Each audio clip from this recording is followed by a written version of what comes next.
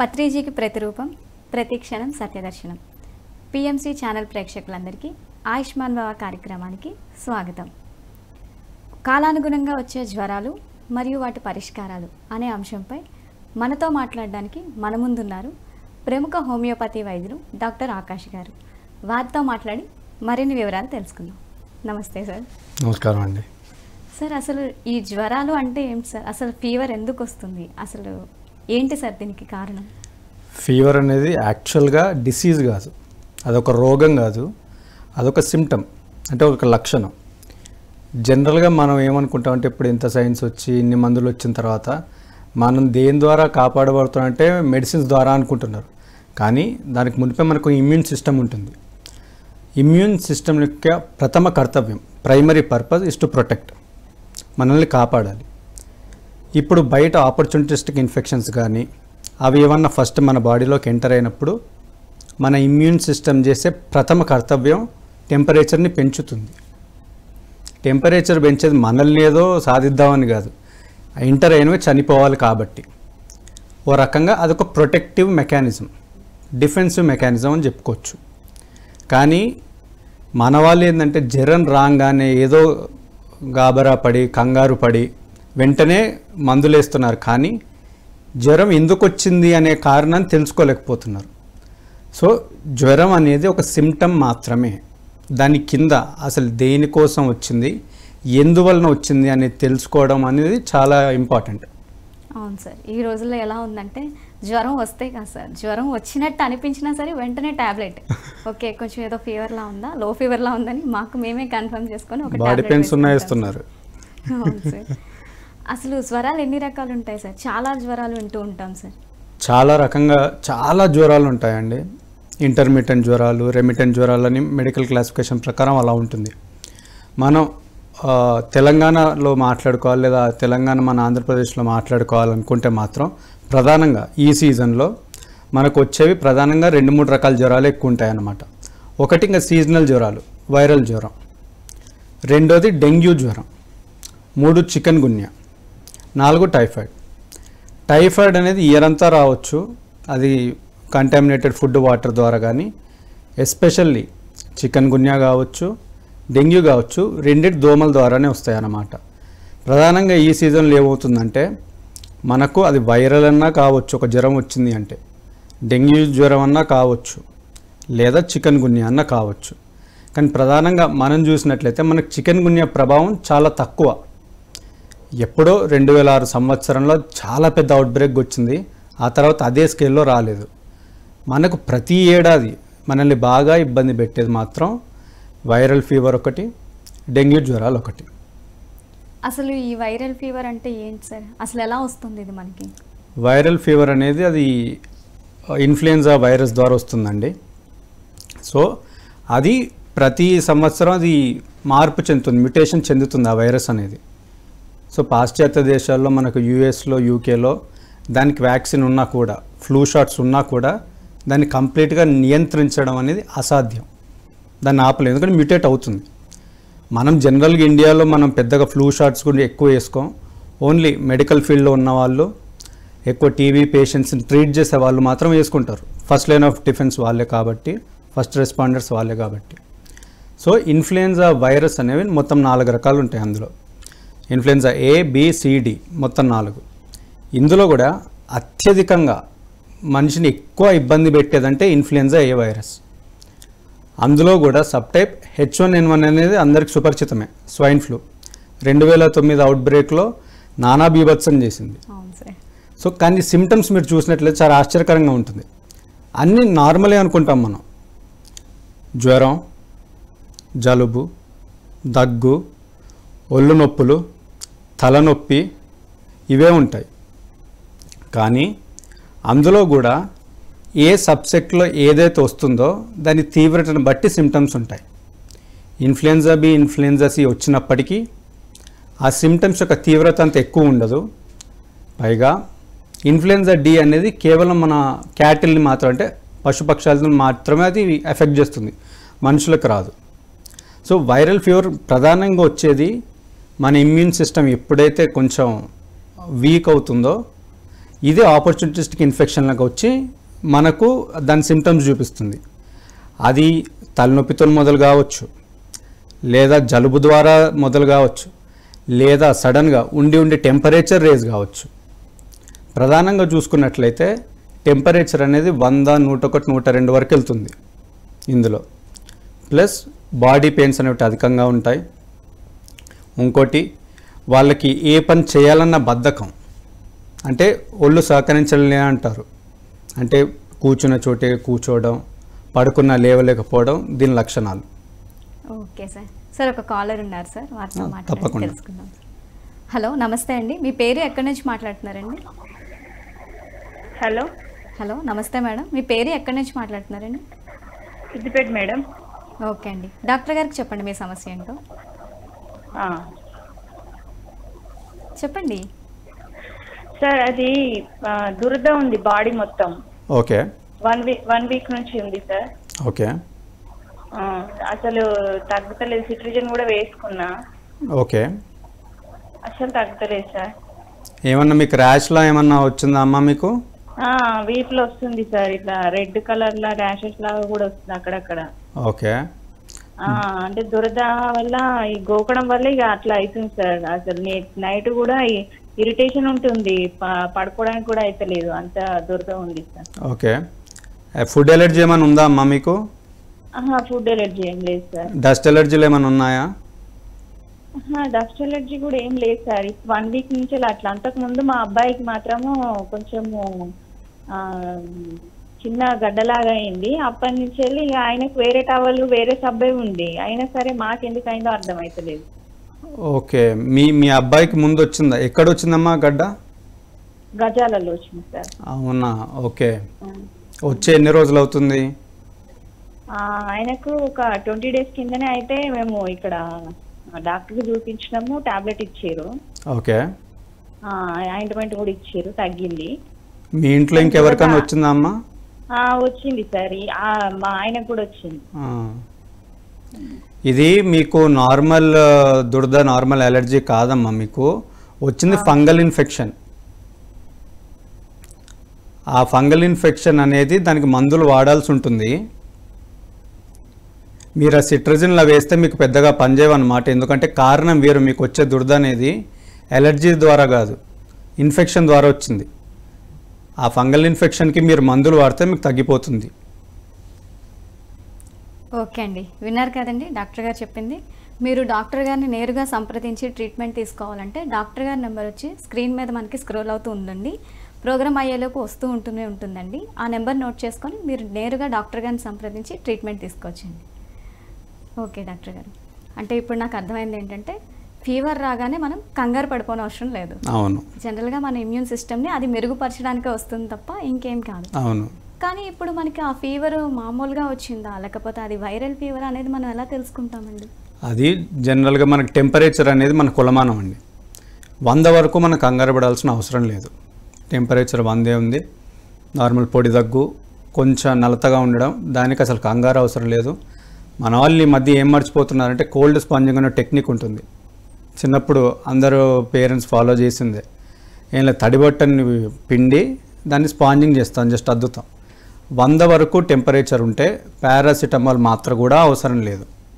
దానికి ఏదో మనం కంగారు పడి అయ్యో, అది జనరల్గా 90% యొక్క ఇన్ఫ్లుయెన్జా కేసులు సెల్ఫ్ లిమిటింగ్, అంటే దానంతటా అదే తగ్గుతుంది. కానీ మనం తీసుకునే జాగ్రత్తలు మనం తీసుకోవాలి. 1 కోల్డ్ స్పాంజింగ్, తడిబట్ట పెట్టి తుడుచుకుంటూ ఉండాలి. 2 హైడ్రేషన్, నీళ్ళు ఎక్కువ తీసుకోవాలి, మంచి ఆహారం తినాలి, ప్రాపర్ రెస్ట్ ఉండాలి. ఇంకోటి ప్రాపర్ రెస్ట్ అంటే ఏదో నేను ఇలా మందులు వేసుకొని నేను బయటికి వెళ్ళి పని చేసి వస్తా, అటు తిరిగేసి వస్తా అంటే తగ్గదు. అది 2 రోజుల్లో తగ్గేది వారం తగ్గుతుంది. సో సిమ్టమ్స్ అనేది మైల్డ్గా ఉంటే, జస్ట్ స్టార్టింగ్ స్టేజ్లో ఉంటే మాత్రం దానికి ఎటువంటి మందు అవసరం లేదు. మనం దాన్ని హాయిగా ఇంట్లో రెస్ట్ తీసుకొని కూడా తగ్గియచ్చు. కానీ ఒకవేళ టెంపరేచర్ బియాండ్ 100 వెళ్ళింది, 101, 102 ప్లస్ దగ్గు, 2 రకాల దగ్గులు ఉంటాయండి ఇందులో. ఒకటి డ్రై కఫ్ అని ఉంటుంది, 2 ప్రొడక్టివ్ కఫ్ అని ఉంటుంది. డ్రై కఫ్ అంటే పొడి దగ్గు, దానికి మన బలగమేం రాదన్నమాట, తెమడేం రాదు. రెండోది మాత్రం బలగం వస్తుంది, తెమడ వస్తుంది, అది ఆకుపచ్చ రంగులో వస్తుంది, కొంతమందికి కలర్లెస్గా వస్తుంది. అలాంటివి ఉండి కడుపు నొప్పి లేదా ఎక్కడన్నా ర్యాషెస్ మన చేతుల మీద కానీ వెన్ను మీద కానీ ఎక్కడన్నా ర్యాష్ ఉండడం అలా ఉంటే మాత్రం ఫస్ట్ డాక్టర్కి చూపెట్టుకోవాలి. దానికి సంబంధించి అప్పుడు టెస్టులు రాస్తారు.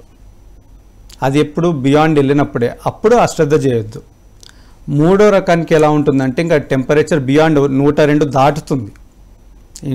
వైరల్ ఫీవర్ దాంట్లోనే 102 దాటి 103, 104 ఆ స్టేజ్లోకి వెళ్ళి అప్పుడు వీళ్ళకి డెలీరియం అంటాం, అంటే నిద్రలో మాట్లాడతారు. ఇంకా ప్రాపర్ ఐ హ్యాండ్ కోఆర్డినేషన్ ఉండదు, ఆకలి తగ్గుతుంది, నీళ్లు తాగరు, తాగలేరు, లేవలేరు.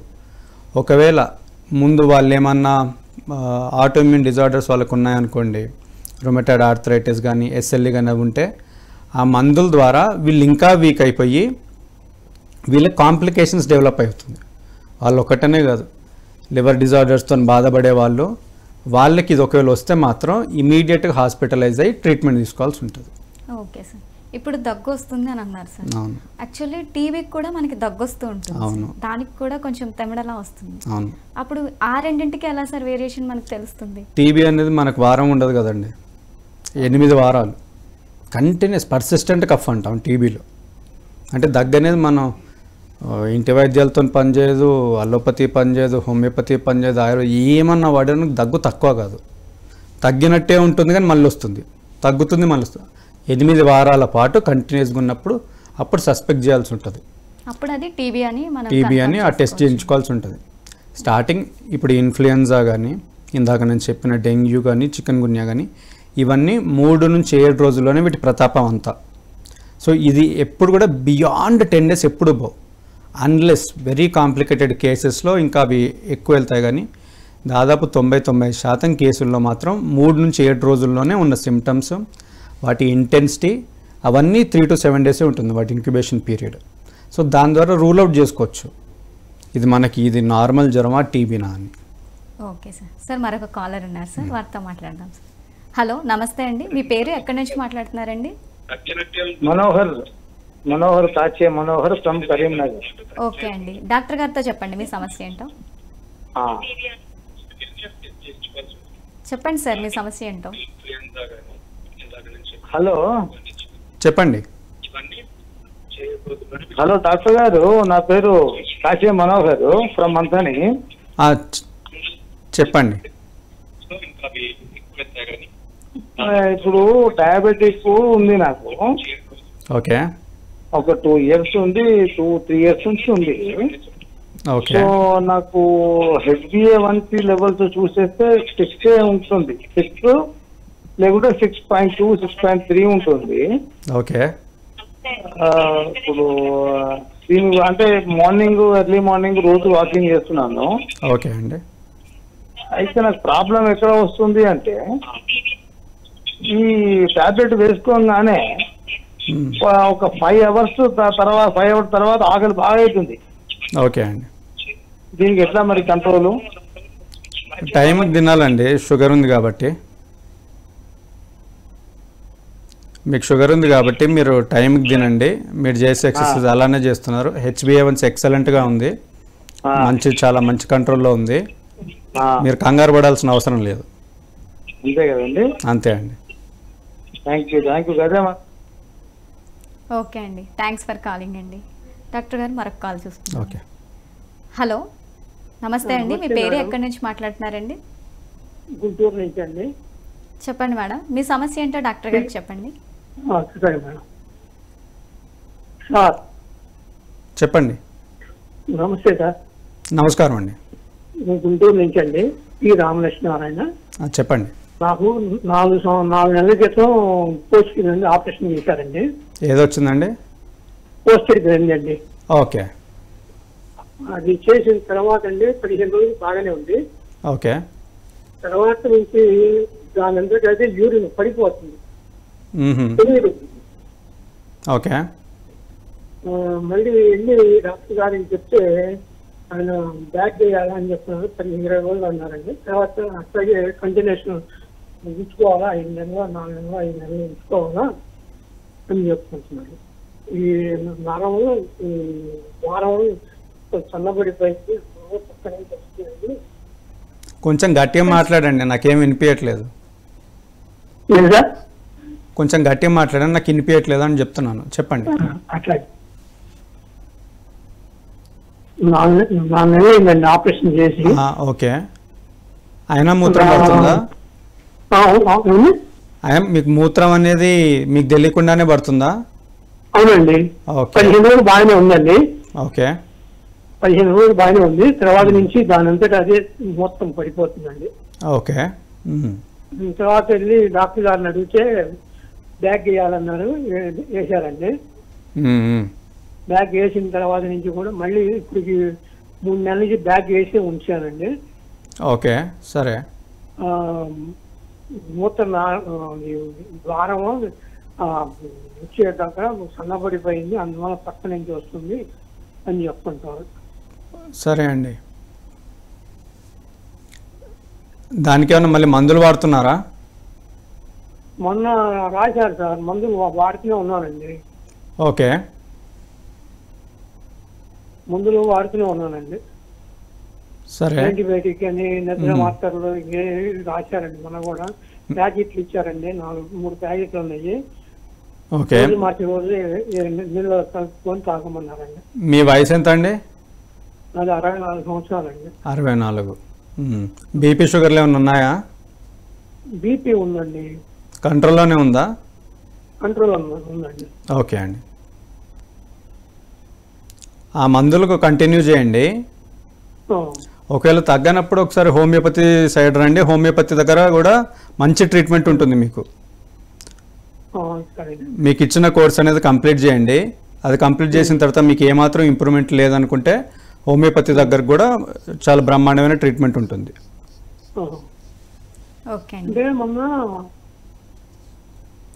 ఓకే అండి, విన్నారు కదండి డాక్టర్ గారు చెప్పింది. ముందు మీరు ఏ మెడిసిన్ వాడుతున్నారో దాన్ని అయితే కంటిన్యూ చేయండి. అది అయిపోగానే మీరు డాక్టర్ గారిని నేరుగా సంప్రదించండి. డాక్టర్ గారి నెంబరు స్క్రోల్ అవుతూ ఉందండి స్క్రీన్ మీద, నోట్ చేసుకొని మీరు డాక్టర్ గారిని నేరుగా సంప్రదించండి. డాక్టర్ గారు ఒక కాలర్ ఉన్నారు, వారితో మాట్లాడి తెలుసుకుందామండి వారి సమస్య ఏంటి. హలో నమస్తే అండి, మీ పేరు ఎక్కడి నుంచి మాట్లాడుతున్నారు? హలో నమస్తే అండి, నా పేరు స్వరూపరాణి అండి, బెంగళూరు నుంచి మాట్లాడుతున్నాను నేను. ఓకే మేడం, డాక్టర్ గారు ఉన్నారు మేడం, డాక్టర్ గారికి మీ సమస్య ఏంటో చెప్పి అడగండి మేడం. ఓకే ఓకే అండి. నమస్కారం అండి. నమస్తే బాబు, నేను ఎగ్నంబట్ల స్వరూపరాణి అండి నా పేరు. నేను బెంగళూరులో ఉంటున్నా మా అబ్బాయి దగ్గర. చెప్పండి. హైదరాబాద్ లో ఉన్నప్పుడు మోకాళ్ళ నొప్పులు అంత లేవు బాబు. మేము బెంగళూరుకి వచ్చిన తర్వాత ఎందుకు ఎక్కువ ఉంటున్నాయి ఇక్కడ చల్లటి వాతావరణానికి, ఏమైనా ప్రికాషన్స్ తీసుకోవాలా అని కాల్ చేశానండి. ఎక్కువ నడుస్తున్నారా అండి మీరు రోజు? దగ్గరే పార్క్ ఉంటది, ఆ కూరగాయలకు సామాన్లకు వెళ్తుంటా. ఒక 5-10 నిమిషాల వాక్కే విపరీతమైన నొప్పులు వస్తున్నాయి బాబు. ఓకే. నీ క్యాప్స్ వేసుకుంటున్నారా? నీ క్యాప్స్ వేసుకుంటే అంత ర్యాషెస్ లాగా వస్తున్నదండి, అందుకని వేసుకోవట్లేదు. అదే మరి యాత్రలకు వెళ్ళినా, ఎక్కడ హిల్ స్టేషన్ కి వెళ్ళినా, అక్కడ నడిచినా ఏమి ఇబ్బంది ఉండదు. కానీ బెంగళూరులో ఉండి చల్లటి వాతావరణానికి మాత్రం ఎక్కువ అవుతుంది బాబు. ఓకే. ఒకవేళ అది కంటిన్యూ అవుతే రోజుకోసారి కొంచెం వేడి నీళ్ళ కాపడం పెట్టుకోండి. కొన్ని నీ స్ట్రెంథనింగ్ ఎక్సర్సైజెస్ అని ఉంటాయి, అవి చేయండి. ఓకే ఓకే బాబు. ఈ సీజనల్ జ్వరాలు వస్తున్నాయి కదా బాబు? అవునండి. దానికి ఏమైనా ప్రికాషన్స్ తీసుకోవాలా? బయట ఎక్కువ తిరగకండి. ప్లస్ ఒకవేళ ఉంటున్న ఏరియాలో చుట్టుపక్కల స్టాగ్నేషన్ వాటర్ అంటే నీళ్లు నిల్వ ఉండకుండా చూసుకోండి. ఓకే. మా దగ్గర పక్కకే చెరువు ఉంది బాబు, సాయంత్రం అట్లా వాకింగ్ వెళ్తుంటాను. విపరీతంగా దోమలు ఉన్నాయి, అందుకనే మరి ఏమైనా ప్రికాషన్స్ తీసుకోవాలా? మస్కిటో రిపలెంట్ క్రీమ్స్ రాసుకోండి ఒకవేళ బయటకు వెళ్ళినప్పుడు. ఇంట్లో కూడా మన మస్కిటో రిపలెన్స్ ప్లస్ మస్కిటో నెట్స్ పడుకునేటప్పుడు అవి తప్పకుండా వాడండి. ఓకే ఓకే బాబు, నేను హైదరాబాద్కి వచ్చినప్పుడు కలుస్తానండి. మాకు మోకాళ్ళ నొప్పులకు ఏమైనా మందులు ఇవ్వ. ఓకే అండి, ఓకే అండి, థ్యాంక్స్ ఫర్ కాలింగ్ అండి. మీకు డాక్టర్ గారిని మీరు సంప్రదించవచ్చండి. ఖచ్చితంగా మీరు హైదరాబాద్ వచ్చినప్పుడు డాక్టర్ గారిని కలవచ్చు, మీకు మందులు కూడా ఇస్తారండి. థ్యాంక్స్ ఫర్ కాలింగ్ అండి. డాక్టర్ గారు, ఇప్పటి వరకు మీరు చెప్పారు వైరల్ ఫీవర్కి నార్మల్ ఫీవర్కి ఉన్న తేడా ఏంటి, వైరల్ ఫీవర్ లక్షణాలు ఎలా ఉంటాయి. ఇప్పుడు డెంగ్యూ ఫీవర్ అంటే ఏంటండి, అది అసలు ఎలా వస్తుంది? డెంగ్యూ ఫీవర్ అనేది డెంగ్యూ వైరస్ ద్వారా వస్తుంది. సో దాన్ని వ్యాప్తి చెందే మస్కిటో ఏడిస్ ఈజిప్టే అంటాం. అదే మస్కిటో అంటే అదే దోమ మనకు డెంగ్యూకి కారణం, చికెన్ గున్యాకి కారణం. 2 వైరస్లని ఇది వ్యాప్తి చేస్తుందన్నమాట. సో ఇందులో కూడా ఇందాక చెప్పుకున్నట్టు 4 రకాలు ఉంటాయి డెంగ్యూలో కూడా. డెంగ్యూ 1, 2, 3, 4 4 రకాలు. సో ఇందులో మన ఏషియా ఖండంలో మనకి ఎక్కువగా కనిపించేటివి డెంగ్యూ 2, డెంగ్యూ 3. సెంట్రల్ గవర్నమెంట్ చేసిన ఒక అంచనా ప్రకారం ప్రతి ఏడాది భారతదేశంలో డెంగ్యూ రిజిస్టర్డ్ అయిన కేసులు 1,00,000కు పైగా ఉంటాయి. రిజిస్టర్డ్ అంటే వాళ్ళ హాస్పిటల్ అడ్మిట్ అయిన కేసులే 1,00,000. అన్రిపోర్టెడ్ కేసులు, మన సెల్ఫ్ కంటైనింగ్ కేసులు అనేటివి ఇంకా ఎక్కువ ఉంటాయి. ఎస్పెషల్లీ పర్టికులర్లీ మనం తెలంగాణలో చూసుకుంటే దాదాపు ప్రతి ఏడాది ఇదే టైంలో వర్షాకాలం అయిపోయి చలికాలం మొదలయ్యే దాంట్లో డెంగ్యూ అవుట్బ్రేక్స్ వస్తాయి. డెంగ్యూ అవుట్బ్రేక్ అంటే లిటరల్గా ఒక ఏరియాలో ఉన్న వాళ్ళు ఒక 100 మంది ఉంటే అందులో 60% మంది అఫెక్ట్ అవుతారు. అందరికీ సిమ్టమ్స్ వస్తాయంటే ఇందాక చెప్పినట్టే ఎవరి ఇమ్యూనిటీని బట్టి వాళ్ళు సిమ్టమ్స్ చూపిస్తారు. ప్రధానంగా డెంగ్యూలో వచ్చే ప్రైమరీ సిమ్టమ్ అనేది ఏంటంటే జ్వరం అనేది 104కి వెళ్తుంది. అది మనం అనుకున్నట్టుగా 100, 101 కాదు, డైరెక్ట్ 104 కాలిపోతుంటుంది. అప్పుడు డోలో వేసిన పెద్ద ఫలితమే ఉండదన్నమాట. కానీ డోలోతో పాటు కోల్డ్ స్పాంజింగ్, దాంతోపాటు అదర్ ఇంకా ఏం లక్షణాలు ఉన్నాయో కూడా కనుక్కోవాలి. సో ఎర్లీ డయాగ్నోసిస్ అంటాం. Early diagnosis is the key to the treatment of the dengue. So దీన్ని బట్టి మనం డెంగ్యూని కనుక ముందే కనిపెడితే దానికి స్టేజెస్ ఉంటాయి, దాన్ని బట్టి ట్రీట్మెంట్ అనేది ఉంటుంది. అంటే ఇప్పుడు 4 రకాల జ్వరాలు ఉంటాయి డెంగ్యూలో అన్నారు కదా. 4 రకాల వైరస్ టైప్స్. 4 రకాల వైరస్. సో అందులో ఏ రకమైన వైరస్ మనకు వస్తే డేంజర్ అంటారు సార్? గుడ్ క్వశ్చన్, చాలా మంచి ప్రశ్న. డెంగ్యూలో యాక్చువల్లీ ఒక స్ట్రెయిన్ వస్తే నష్టం లేదండి. సెల్ఫ్ లిమిటింగ్, నార్మల్ పారాసిటమాల్ మాత్రలు వేసుకొని ఇంట్లో రెస్ట్ తీసుకొని మనం వాటర్ ఎక్కువ తీసుకున్నప్పుడు అది తగ్గిపోతుంది. కానీ ఇక్కడ చిక్కేమవుతుందంటే డెంగ్యూలో జ్వరాలు 3 రకాలు ఉంటాయి. క్లాసికల్ డెంగ్యూ అంటాం, ఒక స్ట్రెయిన్ అఫెక్ట్ అయితే. డెంగ్యూ హెమరేజిక్ ఫీవర్ అంటాం. ఇక్కడ ఇది ప్రమాదకరం అన్నమాట. పేరులో ఉన్నట్టు హెమరేజిక్ ఫీవర్ అంటే బ్లీడింగ్ అవుతుంది, చిగుళ్ళ నుంచి రక్తాలు వస్తాయి, ప్లస్ ఎక్కడ పడితే అక్కడ చిన్న చిన్న బ్లిస్టర్స్లో వస్తుందన్నమాట, పెటేకియా అంటాం. సో మన రక్తం అనేది బ్లడ్ వెజల్స్ నుంచి బయటకు వచ్చి బయట ప్రవహిస్తుంది. అది చెప్పుకుంటూ పోతే టూ టెక్నికల్గా ఉంటుంది. యాక్చువల్గా ఏమవుతుందంటే మన ప్లాజ్మా అనేది సెల్ నుంచి బయటకు రావడం ద్వారా బీపీ తగ్గుతుంది. ఇది ఎప్పుడు అవుతుందంటే ఆల్రెడీ ఒక స్ట్రెయిన్తో అఫెక్ట్ అయిన తర్వాత, అంటే ప్రైమరీ ఇన్ఫెక్షన్ అయిన తర్వాత, ఆ సిమ్టమ్స్ వచ్చిన తర్వాత 2 to 7 days ఇది ఉంటుంది డెంగ్యూ యొక్క పరిమితి. ఈ 2 to 7 daysలోనే ఇంకో స్ట్రెయిన్తో అఫెక్ట్ అయితే మాత్రం కాంప్లికేషన్స్ వస్తాయి. అప్పుడు అది ప్రమాదకరం. అప్పుడు ఏమవుతుందంటే ఇంక్రీజ్డ్ వాస్కులర్ పర్మియబిలిటీ అంటాం. మన సెల్లో ఉండాల్సిన ద్రవం అనేది అది బయటకు వచ్చేసి రక్తం అనేది చిక్కగా అవుతుంది. రక్తం చిక్కగా హెమాటోక్రిట్ పెరుగుతుంది. పెరిగినప్పుడు సడన్గా అది ఉండడం ద్వారా మనకు జరిగే ఇమ్మీడియట్ నష్టం ఫాల్ ఇన్ బ్లడ్ ప్రెషర్, అంటే షాక్లోకి వెళ్ళే ఛాన్సెస్ ఎక్కువ ఉంటాయి అన్నమాట. సో డెంగ్యూ హెమరేజిక్ ఫీవర్ నుంచి ఆ స్టేజ్ అనేది డెంగ్యూ షాక్ సిండ్రోమ్లోకి కన్వర్ట్ అవుతుంది. దానికి ఇమ్మీడియట్ హాస్పిటలైజేషన్ అనేది అత్యవసరం. Okay sir. సార్ నాకు ఒక డౌట్ వచ్చింది సార్. జనరల్గా వైరల్ ఫీవర్స్ అనేవి ఒకరి నుంచి ఒకరికి ఇన్ఫెక్ట్ అవుతూ ఉంటాయి. అలా డెంగ్యూ కూడా ఒకరి నుంచి ఒకరికి ఏమైనా ఇన్ఫెక్ట్ అవుతుంది? అవును, అవుతుంది కదా. అవుతుంది. ఇప్పుడు డెంగ్యూ వచ్చిన వాళ్ళు ఉన్నారు, వాళ్ళకి జ్వరం ఉన్న స్టేజ్లోనే ఒక దోమ కుట్టింది. అదే ఇంట్లో ఇంకో హెల్దీ వాళ్ళు ఉన్నారు, సేమ్ ఇదే దోమ వాళ్ళకి కుడితే వస్తుంది. అంటే దోమ కుట్టడం వల్ల వస్తుంది తప్ప వాళ్ళు వాడిన వస్తువులు మనం ఏమైనా పట్టుకోవడం వల్ల చేయడం లేదు. అది నార్మల్ వైరల్ ఫీవర్ కండి. డెంగ్యూకి అలా అయితే పాస్ అవ్వదు. జనరల్ వైరల్ ఫీవర్ ఇందాక చెప్పుకున్నట్టు అది మనం తుమ్మినా తగ్గిన ఏరోజాల్ ఫార్మ్ ఆఫ్ ట్రాన్స్మిషన్ ఉంటుంది. ఏరోజాల్ అంటే మనం తుమ్ముతాం, గాల్లో చిన్న చిన్న పార్టికల్స్ ఉంటాయి, అవి ఇన్హేల్ చేస్తే వస్తుంది. డెంగ్యూ అనేది అలా ఏం రాదండి. డెంగ్యూ దోమకాటుతోనే వస్తుంది. అందుకే సరౌండింగ్స్ అనేది నీట్ లేకుండా ఉంటే ఒకళ్ళకి వచ్చిన చాలా ఎండమిక్ మనం యూజ్ చేసేటం ఎండమిక్. సో చాలా వేగంగా వ్యాప్తి చెందుతుంది ఒక కమ్యూనిటీలో. సరైన ప్రికాషన్స్ తీసుకోక, ఇప్పుడు వర్షాలు పడుతున్నాయి, స్టాగ్నేషన్ ఆఫ్ వాటర్ ఉంది, మనం స్వచ్ఛత పాటించకుండా ఉన్నాం అనుకోండి, నార్మల్గా చిన్న చిన్న కూడళ్ళు, చిన్న చిన్న ఏమంటారు గుంతలు, అందులో కూడా స్టాగ్నేషన్ ఉంటే దాని ద్వారా కూడా మస్కిటోస్ బ్రీడ్ అయ్యి వ్యాప్తి చెందే ఛాన్స్ చాలా ఎక్కువ ఉంటుంది. అందుకే మనం ఎక్స్ట్రా కేర్ తీసుకోవాలి. Okay sir. సార్ ఒక కాలర్ ఉన్నారు సార్, వారితో మాట్లాడండి. హలో, నమస్తే అండి. మీ పేరు ఎక్కడి నుంచి మాట్లాడుతున్నారండి? హలో హలో, నమస్తే అండి. మీ పేరు ఎక్కడి నుంచి మాట్లాడుతున్నారు సార్? నమస్తే, గుడ్ ఈవినింగ్ అండి. మంచిర్యాల అండి స్వామి. ఓకే అండి, డాక్టర్ గారితో చెప్పండి మీ సమస్య ఏంటో. ఓకే అండి. హలో హలో, నమస్కారం అండి. సార్, నమస్కారం అండి. కడుపులో అవుతుందండి, మంట వస్తున్నది. ఓకే, ఇంగ్లీష్ ట్రీట్మెంట్ తీసుకున్న 2 years బ్యాక్ అయింది. ఏందండి ఇంగ్లీష్ మెడిసిన్ తీసుకున్నానండి. ఏమంటున్నా? హలో, చెప్పండి. ఇంగ్లీష్ మెడిసిన్ తీసుకున్న టెంపరీగా తగ్గింది. ఓకే, మళ్ళీ 6 నెలలకు 6 నెలలకు ఒకసారి మళ్ళీ వస్తుంటుందండి.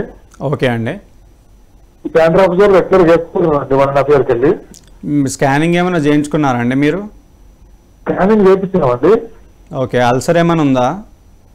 అల్సర్ ఉందన్నారండి.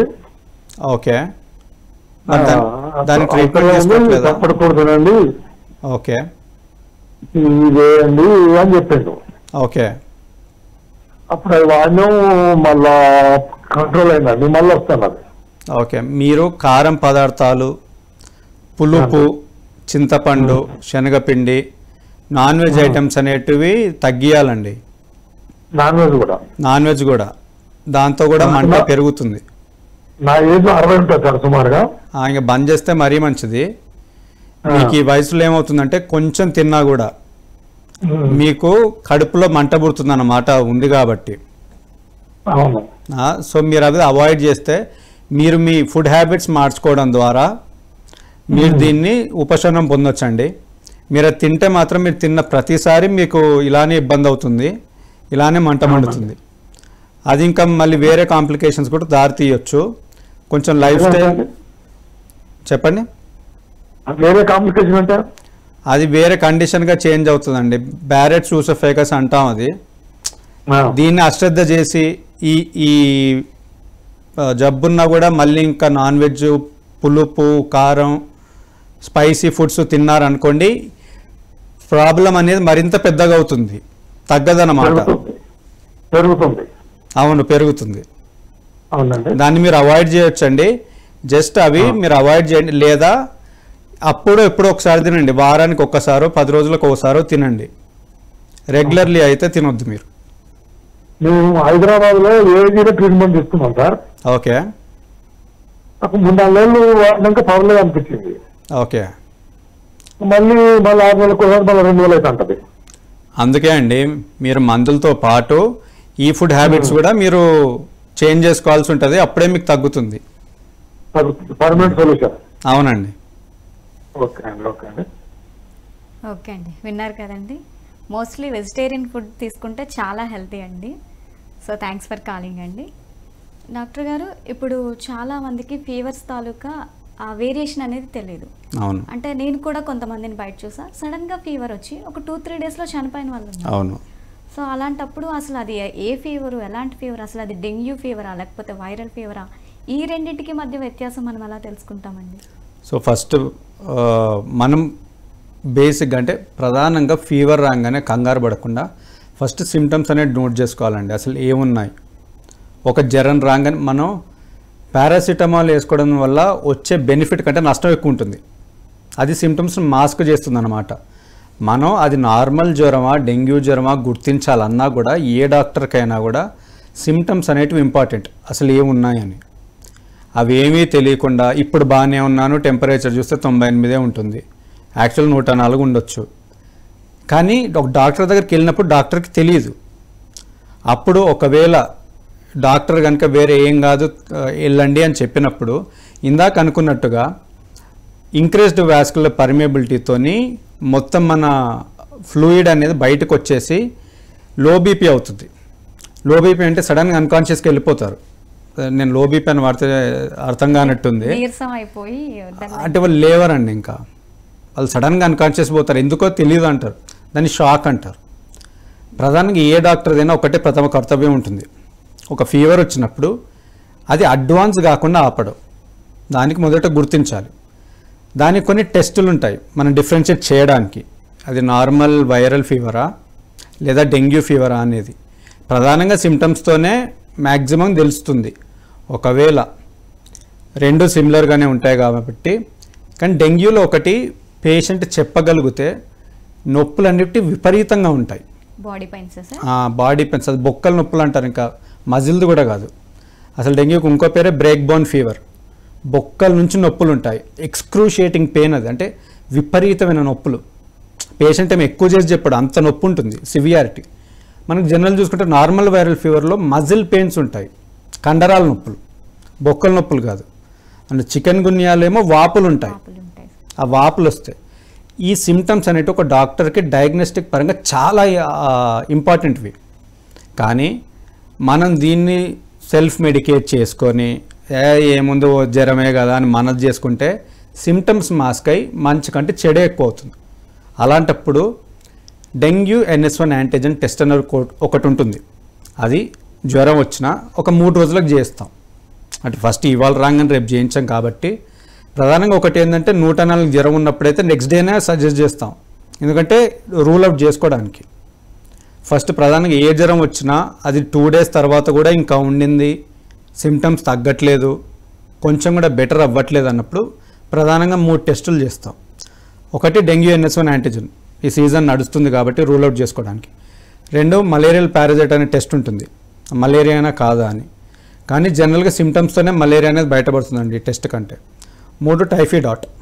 ఆ టైఫాయిడ్ ఉందా లేదా ఖచ్చితంగా తెలుసుకోవాలంటే ఈ టైఫాయిడ్ బ్లడ్ టెస్ట్ కంటే కూడా వామిటింగ్స్, డయేరియా అంటే ఇప్పుడు వాంతులు కానీ విరోచనాలు అయినప్పుడు దాని ద్వారా టైఫాయిడ్ తెలుస్తుంది. కానీ మన డెంగ్యూలో కానీ నార్మల్ వైరల్ జ్వరంలో వామిటింగ్ వచ్చినట్టు అనిపిస్తుంది, ఆకలి తగ్గుతుంటే కడుపు నొప్పి లేస్తుంది, కానీ ఇక్కడ కూడా ఎక్కువ వామిటింగ్ కాదు, ఎందుకంటే ఇంటేక్ ఉండదు కాబట్టి. సో బోత్ మనం డీటెయిల్డ్ కేస్ టేకింగ్ హిస్టరీ తీసుకొని ప్లస్ డౌట్ ఉంటే ఈ టెస్టులు చేస్తే అది ఏ రకమైన జ్వరం అనేది మనం ఈజీగా తెలుసుకోవచ్చు.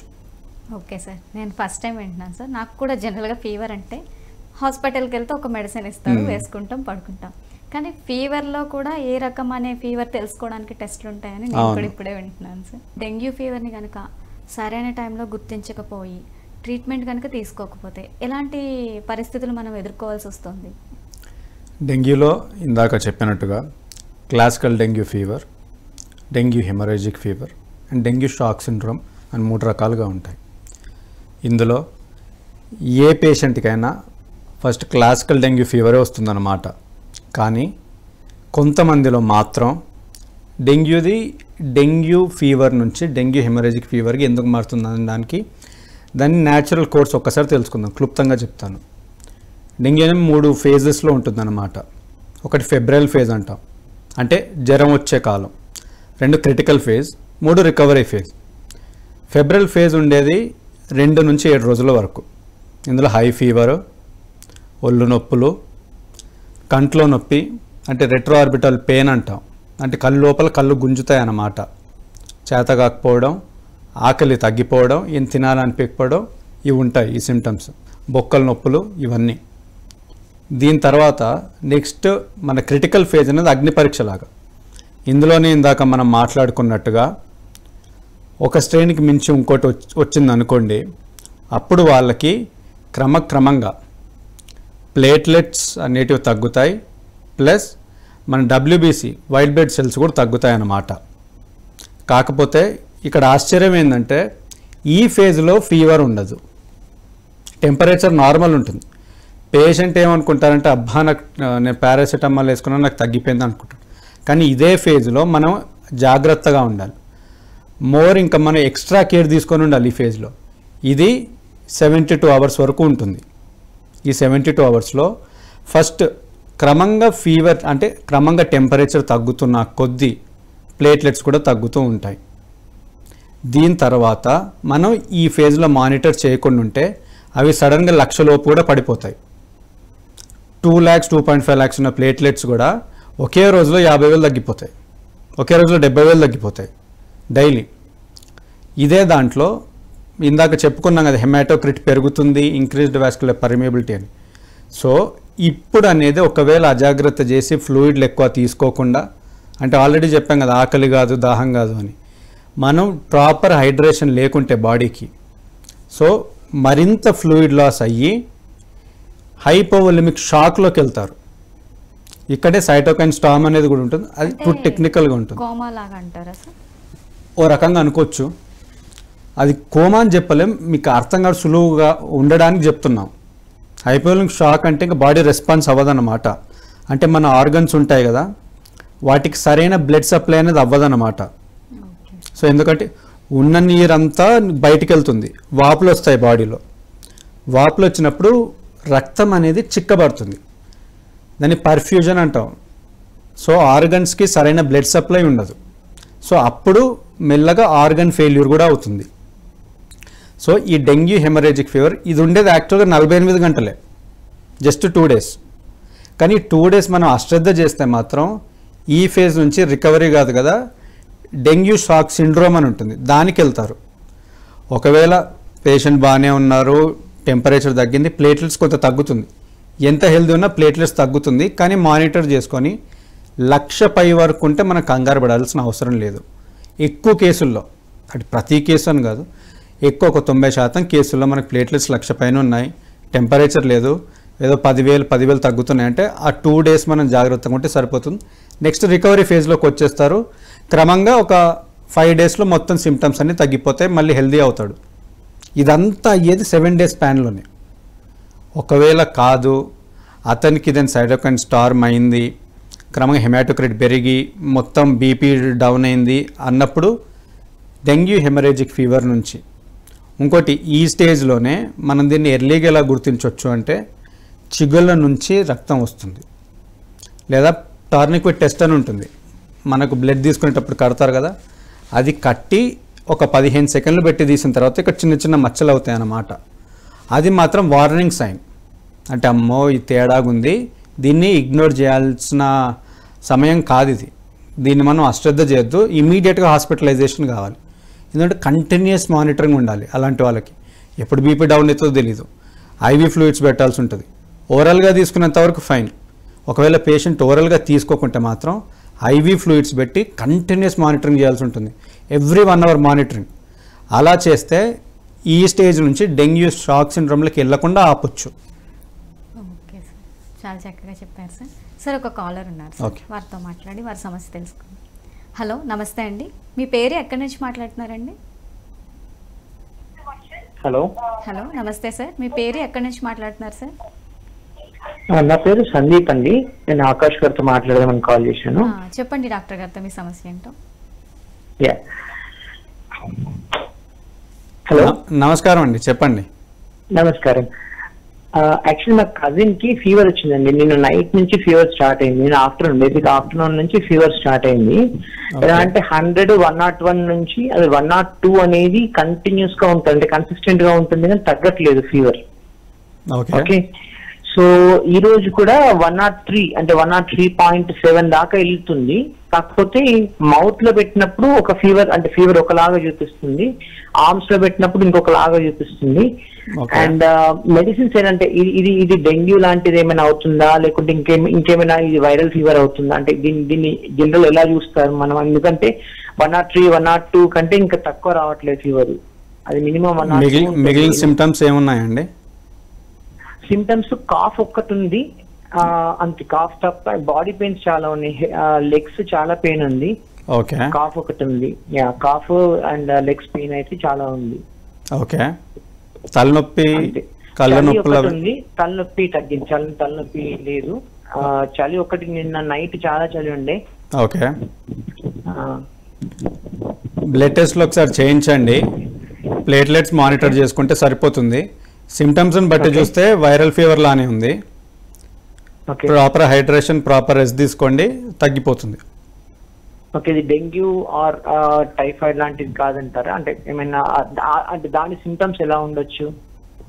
వామిటింగ్స్, మోషన్స్ ఏం లేవు కదండి, డయేరియా ఉంటుంది, వామిటింగ్స్ ఉంటుంది టైఫాయిడ్కి అయితే. డెంగ్యూకి అయితే 104 అలా టచ్ అవ్వాలి. ఒకవేళ మీకు డెంగ్యూలా అనిపిస్తే డెంగ్యూ NS1 యాంటీజెన్ టెస్ట్ చేస్తే సరిపోతుంది.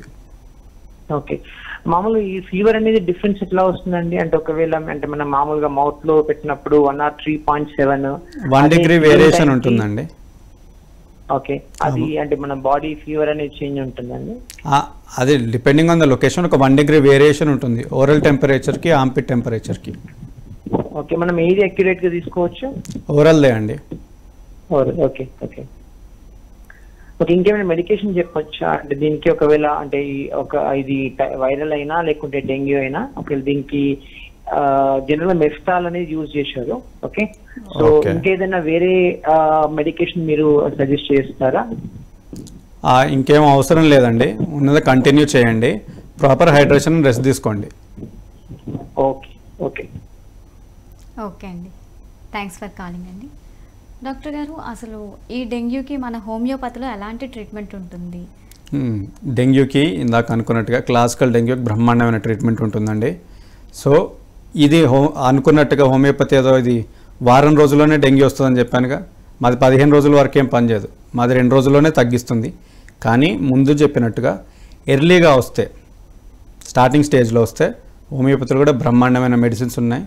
ఇవన్నీ నార్మల్గా లిటరేచర్ చూసిన మెడిసిన్స్ కూడా కాదండి, లిటరేచర్తో పాటు మా CCRH వాళ్ళు రీసెర్చ్ చేశారు, రీసెర్చ్డ్ బ్యాక్ మెడిసిన్స్ ఇవన్నీ, ఎవిడెన్స్ బేస్డ్ మెడిసిన్స్ ఇవన్నీ. సో చాలామందికి ఒక ఏరియాలోనే కాదు, మన ఆల్ ఓవర్ ఇండియాలో చాలా డ్రగ్ స్టాండర్డైజేషన్ యూనిట్స్లో పేషెంట్స్కి ఇచ్చి డాటా కలెక్ట్ చేసి దాన్ని అనాలిసిస్ చేసి డ్రగ్స్ చెప్పారు. అందులో బ్రహ్మాండంగా పనిచేసేవి చాలా ఉన్నాయి. కొన్ని మచ్చుకు చెప్పాలంటే యూపటోరియం, బ్రయోనియా, రస్టాక్స్ చాలా అద్భుతంగా పనిచేస్తుంది. Okay sir. సార్ ఫైనల్గా డెంగ్యూ వచ్చేటప్పుడు డాక్టర్ గారిని సంప్రదించడానికి ముందు ఏమైనా మనం అప్పటికప్పుడు తీసుకునే అత్యవసర రెమెడీస్ లాంటివి ఏమైనా ఉంటాయా సార్? అంటే అంటే ఏమైనా చికిత్సలు సార్ అప్పటికప్పుడు? కొంచెం మనం వేరే ఒక ఊరు నుంచి వేరే ఊరు వెళ్ళాలి, చాలా మందికి అందుబాటులో డాక్టర్ కూడా ఉండకపోవచ్చు. సో ఆ టైంలో ఎమర్జెన్సీ చికిత్స అన్నట్టు ఏమైనా ఉంటుందా సార్? హోమియోపతిలో ఉంటాయి, కానీ అవి పేషెంట్ నుంచి పేషెంట్కి చెప్తామండి. అది జనరల్గా చెప్తే అది అబ్యూజ్ అవుతుంది అనమాట, ప్రతిసారి పనిచేయకపోవచ్చు. ఇందాక చెప్పినట్టుగా మేము ఫీవర్కి ఇచ్చే top grade remedy arsenic album బ్రహ్మాండంగా పనిచేస్తుంది. స్వైన్ ఫ్లూకైనా, మొన్న కోవిడ్ వచ్చినప్పుడు ప్రివెంటివ్ ప్రొఫిలాక్టిక్ మెడిసిన్ అయినా ఆర్సెనిక్ ఆల్బమ్ ఇచ్చాం. కానీ ఇందాక చెప్పుకున్నట్టుగా ఒక్క మందే ఉండదండి, అది జీనస్ ఎపిడెమికస్ అనే కాన్సెప్ట్ ఉంటుంది హోమియోపతిలో.